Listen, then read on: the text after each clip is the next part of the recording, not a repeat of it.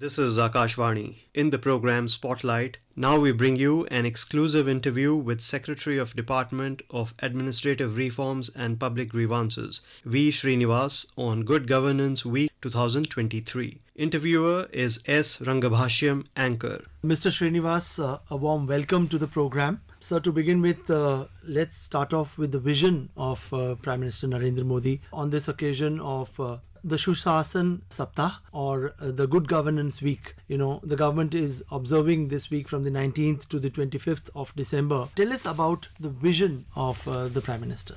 Honorable Prime Minister has in his message conveyed his greetings and good wishes to all countrymen on the occasion of the third Sushasana Saptah, the Good Governance Week, which is being observed from 19th to 25th of December 2023. 25th December is observed as the Good Governance Day to commemorate the achievements of Bharat Ratna, late Shri Atal Bihari Vajpayee ji, our Honorable former Prime Minister. In his message to the nation, the Honorable Prime Minister has said that in the Amritkal period, we are guided by the principles of Panch Pran, and many of these principles are directly relevant to good governance. The first principle is to become a developed nation by 2047, which should be the guiding light in every policy or procedural decision. Further, he has said that the most vital element of good governance is simplification of procedures and practices within government to make them more citizen-centric and people-friendly. India has taken strides in empowering people through digital transformation and timely policy interventions. The Honorable Prime Minister has further said that we will soon be the world's third largest economy, and good governance is crucial to continue the journey towards a higher growth trajectory. The years till 2047 are an opportunity to realize the vision of building a strong, inclusive and developed India. For India, yehi samay hai, sahi samay hai. History provides every country a period as an opportunity when it can make massive progress in its developmental journey. Good governance will help India convert potential into performance. About the ministry's activities, tell us what all activities is the ministry undertaking to achieve this. As part of the third Sushasana Saptah 2023, several activities have been initiated by the Department of Administrative Reforms and Public Grievances, a workshop on the Special Campaign 3.0 with focus on institutionalizing Swachhata and reducing pendency in government, the initiative for increasing efficiency in decision making in the Central Secretariat, the reforms that are undertaken in the state governments, and consultations on national capacity building plans were all taken up as part of a 5-hour workshop on December 19th, 2023. On December 20th, the pre-retirement counseling workshop was convened in which officers who were retiring up to the months of March 2024 were invited and briefed on preparations for their retirement. Thereafter, a direct Facebook Live discussion was held with citizens and common service centers at village level to guide them on effective redressal of public grievances. Let's talk about this particular phrase, which even the Prime Minister has emphasized many a times, of maximum governance and minimum government. Maximum governance, minimum government is the policy maxim of the Government of India, which has been adopted to simplify procedures, adopt technology to bring citizens and government closer. As part of this initiative, a saturation of the unified services delivery through e-portals has been pursued, and I am happy to inform you that India currently offers over 16,000 services as e-services. We have reached over 75% of the saturation level of the total number of services being offered as e-services. Jammu and Kashmir tops the number of e-services that are being provided in the country with 1,075 e-services, followed by Kerala's e-Sevanam, then Assam's Seva Setu, Orissa One, Uttar Pradesh has the e-District portal, Rajasthan the e-Mitra portal, Karnataka the Seva Sindhu portal, each of these offering more than 750 services online. The effort is to completely saturate the nation's landscape with e-services so that the timelines of interaction between citizens and government can be reduced and there is transparency and timely decision making that is possible. Srinivas ji, we have actually stepped into the Amrit Kal, the 25-year period leading up to 2047, where we see ourselves as a developed nation and a country. So as far as good governance is concerned, Sushasan, that's very important to achieve that objective of being a developed country by 2047. Don't you think here the Prime Minister has, very clearly articulated and emphasized the need for good governance? The Honorable Prime Minister has laid down a vision India at 2047, which represents a comprehensive roadmap for achieving a developed nation status and the benefits that good governance can have in expediting this journey. As part of these efforts, one of the biggest challenges was to simplify policies as also to simplify procedures and bring in digitally transformed institutions. One of the biggest manifestations of the maximum governance, minimum government policy is a digitally empowered citizen and a digitally transformed institution. As step in this direction, several digital portals and platforms have been created. The CPGrams today represents one of the largest portals of the country for effective redressal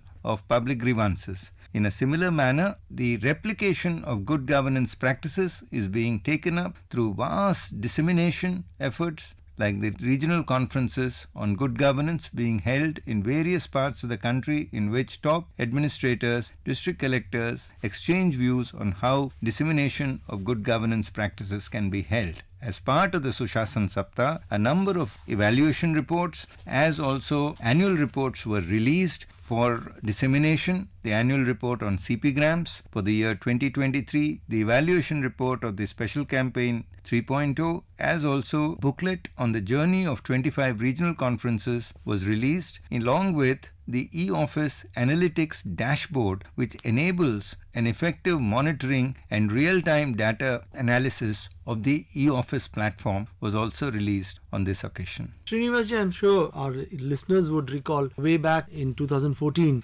from the ramparts of the Red Fort, the Prime Minister announced this thing that the government would be doing away with this colonial era practice of getting a copy of a document attested by a gazetted officer, and from then on it would be only self-attestation. So at the same time, there is no laxity, the responsibility is being fixed, and ease of submitting documents is done. Don't you think this was a big step, because we have been continuing this step for so many decades now? One of the big messages the Honorable Prime Minister has given is to remove the colonial remnants from governance. As part of this, a number of procedural transformations have been adopted, and one of the reforms was self-attestation being actually recognized. It has done away with the necessity of going or visiting several offices or notary publics to get documents attested. That was a simplistic step which brought in a vast transformation in the governance landscape. Similarly, we've had a number of acts and rules which have been repealed, which were of colonial legacy. One of the most important legislations that have been promulgated by the Parliament of India is the 3 criminal laws that were promulgated in the winter session of Parliament. Pensioners as such is a major stakeholder for your department and ministry. A lot of reforms have taken place in the last couple of years, like getting the life certificate using electronic mode. And now we believe that the latest thing is face recognition. How successful has that been? One of the big transformative steps has been the digital empowerment of citizens, as also the digital empowerment of pensioners. As part of the government's efforts for digital empowerment of pensioners, the Digital Life Certificate was introduced in the year 2014, and this was the Jeevan Praman. Every pensioner has to give a certificate of existence in the period between November 1 to November 30 for continuation of his pension. This can be given either in physical form or in a digital format. Efforts have been made to ensure that large number of pensioners submit their life certificate in digital format. In the year 2021, the face authentication technique was introduced into the digital life certificate, which is entirely based on Aadhaar seeding. So today, you need not visit a bank, or you can actually submit a life certificate from your residence by downloading the Jeevan Praman app with face authentication. Under the Digital Life Certificate campaign that was held from November 1 to November 30, 30/2023, 1.17 crore pensioners have submitted digital life certificates. This significantly large number also has 38 lakh pensioners submitting their life certificates using the face authentication technique. So this is a very vast number in which the face authentication technique has been adopted by a large proportion of the pensioners. Under the Digital Life Certificate campaign, 1.17 crore pensioners have submitted their life certificates as digital life certificates. Of these 1.17 crores, 19 lakh pensioners have submitted their life certificates as face authentication technique. The central government pensioners, 38 lakh pensioners have submitted their life certificates under Jeevan Praman using the DLCs, and 10 lakh pensioners have submitted using the face authentication technique. The digital empowerment of pensioners has witnessed considerable momentum, with many pensioners adopting this new technology, and I'm sure in the coming days we would have more and more pensioners adopting the face authentication technique in the period between November 1 to November 30th to ensure that their life certificates are submitted. Srinivas ji, let's also talk about the physical cleanliness and Swatchata, which is also one of the major activities undertaken by the department. I believe a good amount, a substantial amount of more than 1,000 crore rupees has been realized by just selling off scrap and waste material. Government has introduced the special campaigns as a means to institutionalize Swachhata and minimize pendency in government. Special campaigns have been held in the years 2021, 2022 and 2023. The special campaign of 2023 was conducted on a saturation approach to cover every field formation, defense establishments, public sector undertakings, as also overseas missions and posts. 2.59 lakh office spaces were covered under Special Campaign 3.0, and the revenue earnings from disposal of office scrap were quite substantial, amounting to 556 crores. Cumulatively, over the last 3 years, the impact of the special campaigns has been significant, with over 1,162 crores of revenue being earned, 4.04 lakh office spaces being covered. More than 96 lakh files have been weeded out, and 355 lakh square feet of office space has been freed. That's quite substantial. Srinivas ji, let's also talk about the amendment which has been made. Although it's a small step, but with big impact. The Prevention of Corruption Act of 1988 that has been amended to include bribe givers also as criminals and culpable. So that probably will go a long way in cleaning up our system. A zero tolerance approach to corruption has necessitated strengthening of several of our acts, particularly the Prevention of Corruption Act, the establishment of the institution of Lokpal, the strengthening of preventive vigilance through celebration of preventive vigilance weeks, and some of the significant amendments that were brought about into the Prevention of Corruption Act